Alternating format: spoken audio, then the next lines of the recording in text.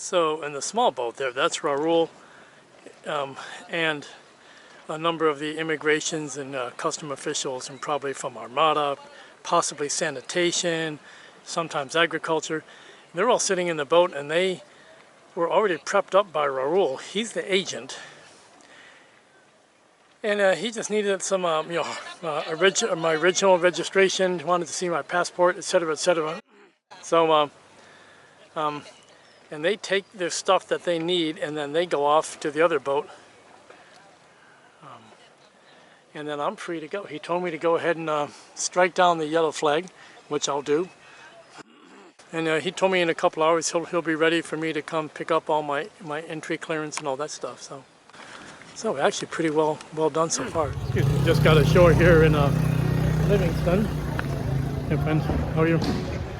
And I'm headed to the ATM first because I need to pay for the clearance process with pesos, not dollars. Well, I have dollars in cash, and I'm sure Raul would accept them, but I need to hoof it up this street. I'm told there's a bank with an ATM up here. These are like tuk-tuks. These are cars.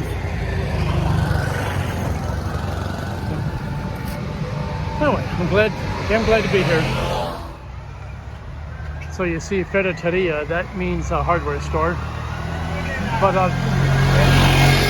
this is not the place I'm going to stay. I'm only here in Livingston for, a few hours, frankly. And as soon as I get my passport back and I'm all cleared in, then I'm going to try to quickly get up the river. This is Monday, June 10. I think it's the 10th. About 1 p.m. leaving Livingston, heading into the Rio. This is the first turn in the gorge. So if you remember from last episode, this is my track coming in through Livingston. I came across the bar here. From here to here, I'm being towed. And I guess I should say I was being towed traditionally to about here. And this ball I put down to mark where I got kedged.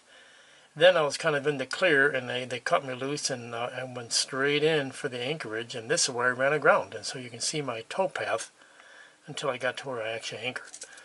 But now we're going up the gorge, and the gorge is just a river, and it's not all that long. It's probably about 6 miles, maybe 7 miles total, and it's not all that. Well, this is the gorge, and I am just now past the first turn, headed for the next left turn, and I'll point out that my GoPro does die shortly, so I don't have pictures of the entire gorge, but it's like this the whole way, guys.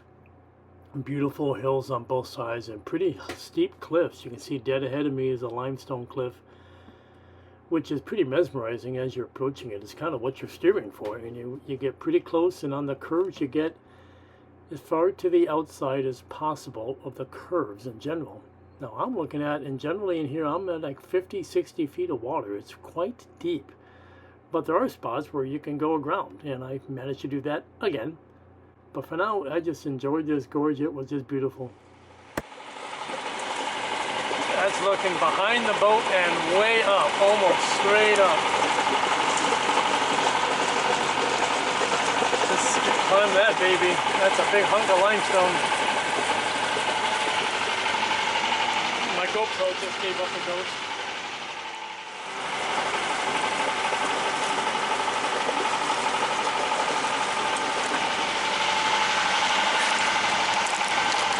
Pretty darn cool.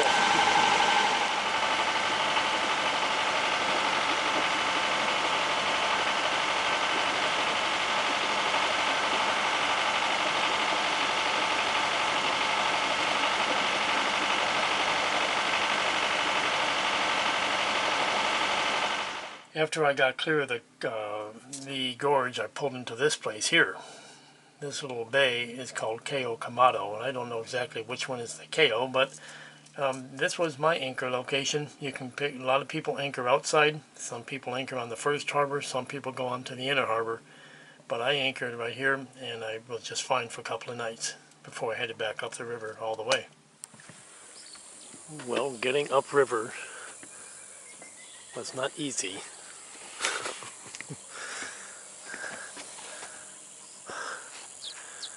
facing the west. This is the entrance to the larger Rio Dulce out there where the waves are. Ripples, I should call them. And that's why I came in last night and I anchored where I'm at. That's my friend David's boat.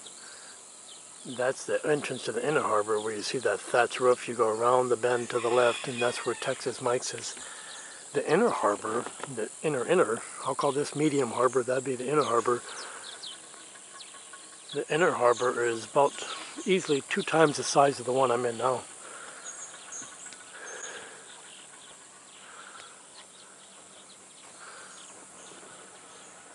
I believe that's the sailmaker, Chloe. Cool little home, see? A house built above your boathouse. That's pretty cool. I mean, I'm sure that's not anything that people hadn't seen before. But this place is called Cayo Quemado. Cayo Quemado. And it's almost got like a slang term called Texas Mike's. People say, hey, let's meet at Texas Mike's. Well, right where that boat is going, that's where he is. So,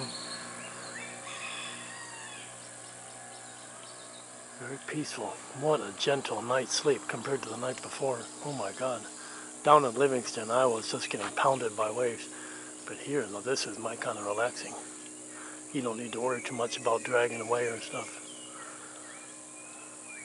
And oddly, no mosquitoes. I cannot explain that, but I haven't seen a single mosquito yet.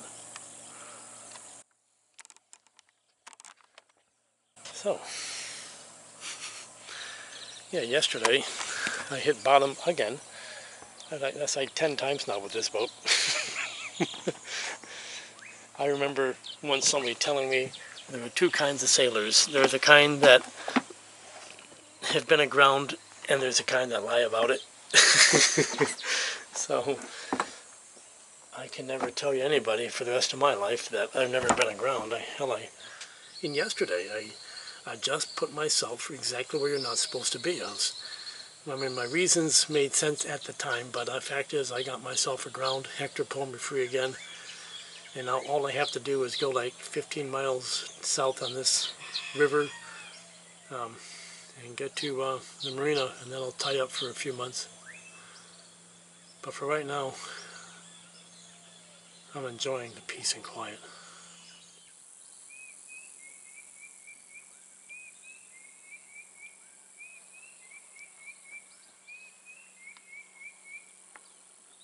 We'll get underway in about 30 minutes here. Get a little more light. 20 more minutes. As soon as I can see properly.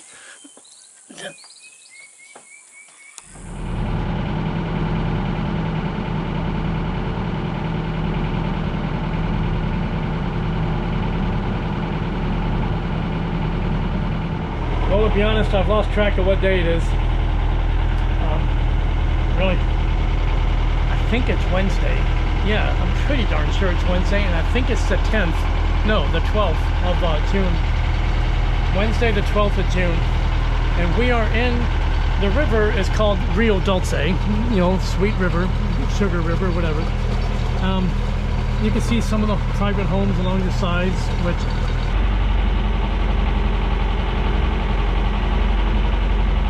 and I'm just trying to head down up the river.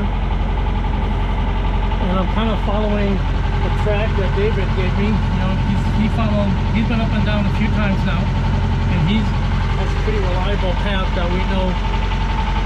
Russ, I seem to be really adept at running myself on the sandbars. I've hit one up in the canyon. Yeah, I just reflecting on how many times I've had Towboat US alongside for one reason or another, and I really don't mind. I think I would have been mortified years ago thinking I'm supposed to be perfect or something, but you know, it's well, I'm just distracted, that's all. Yeah, we're doing good. Yeah, but you don't have to be perfect in life, right? You just do the right thing, tell the truth, you know, and keep having fun. And I'm having fun. Look at this place, see? Can you imagine getting like a waterfront home like that where you don't even need a car? You know, you just have a couple of boats to buzz around on. I think I could do that, and a lot of Americans and Europeans do that. They make this their permanent home, and I could see that pretty easily.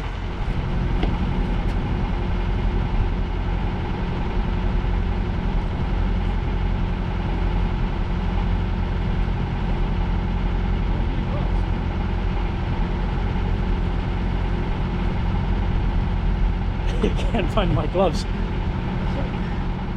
Journey of about 7 days is about done. I mean, it's funny because it only took me 9 days to go from Marathon, Florida to Placencia, Belize, and that covers 740 nautical miles. And that includes about 36 hours being in Cuba stopped. And here it took almost the same total duration, about 7 days, and I only made it like 45 to 60 miles, depending how you count them. But either way, I'm glad to be here. Very glad to put that anchor down and get settled again.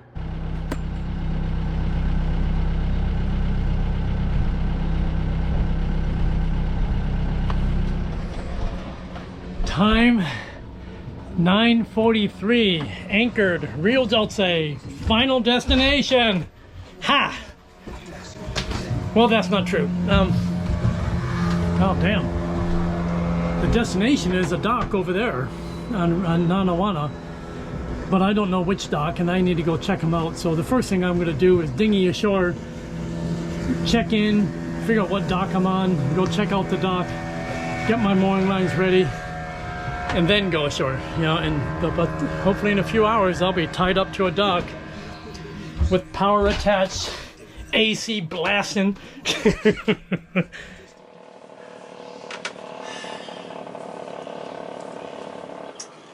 Holy moly. Hard to believe I'm really here.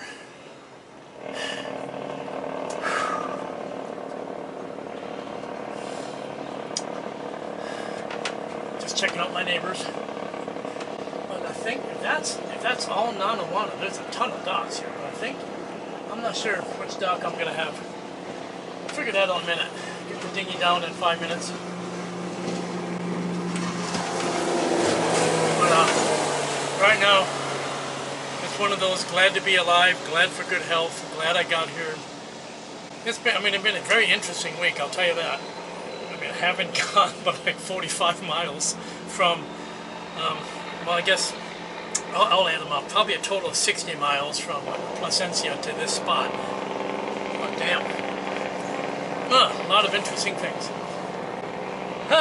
So my reflection immediately is just very glad to be here. I'm very looking forward to checking this place out and seeing what there is to see. I know there's a lot of people who make this their borderline permanent home. From people from UK, Canada, America, Germany, France. A lot of them come here and kind of plant the hook and they never go anywhere, and there must be a reason for that, and I want to find out what that is and see if I want to join them. Okay guys, so I just came in from the outside. It's early morning, it's about 4:45 in the morning, and I'm going to get my exercise started and maybe even go for a swim in the pool, not in the river here. Kind of gnarly river water here. But yeah, but it's all good. I've got my temporary air conditioner set up. I run that for a few hours every evening, and that's just kind of what I had expected to do. I don't leave it running 24/7. There's no need for that, but they don't meter the power, so really it's kind of costing free for me to run the AC. So I'm glad I spent a few $100s on the air conditioner up in Belize. That was the only project I did.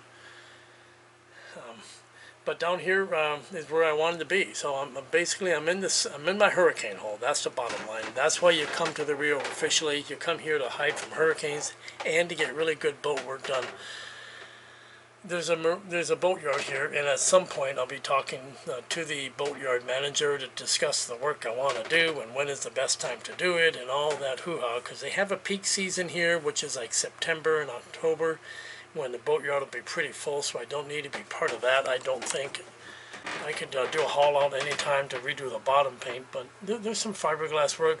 I showed you some of the blisters on the rub rail. The shivs at the top of the mast still don't rotate on the port side. So there are things I need help with on the boat. And maybe changing that cockpit cover finally. So if I decide to plunk down the money for that is really the question. So, but first we're going to rest a couple of days for sure and do some local travel. That's what I'm planning to do. And then we'll just get back on it, and I'll share videos whenever something really cool comes up, guys. So with that, my name is Russ, and I'm on board sailing vessel Tautog, and we're here in Rio Dulce, and the status is moored and tied to a dock, which feels pretty good and nice. You can relax finally. So So I appreciate your comments, and thanks for watching, and take care of yourselves. Cheers. Bye-bye.